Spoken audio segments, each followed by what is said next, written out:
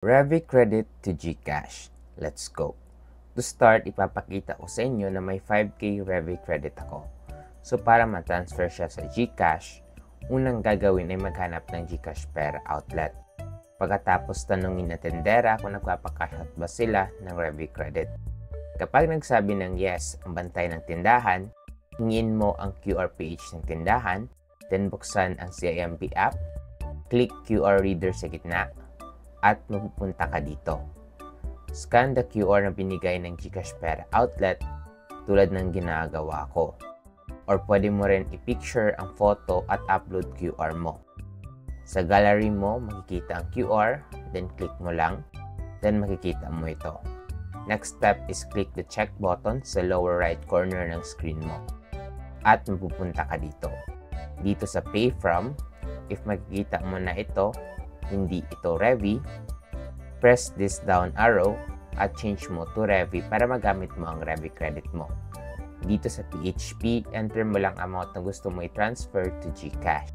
Dito naman sa purpose, pwede mo siya i-leave blank kasi optional lang naman ito. Then click continue. At mapupunta ka dito kung saan you need to check the detail kung tama na ba lahat. If tama na lahat, click confirm. Once na-click mo na confirm, this receipt will generate as proof na successful transaction mo. Note, need mo ipakita itong IPS reference number kasi ito ang magiging basihan if nag-reflect na pera mo sa GPO.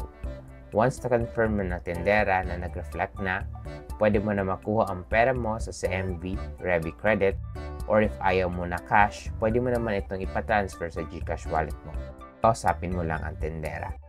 Tanong, paano kung walang GPO store near me?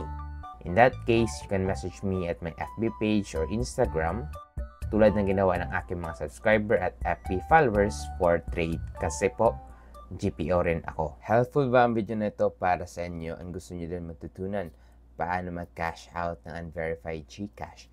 May tutorial ako para dyan. Click mo lang ito.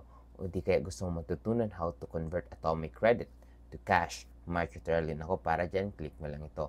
So if you want more videos like this, don't forget to like and subscribe. Yun lang. See you in my next video. Let's go.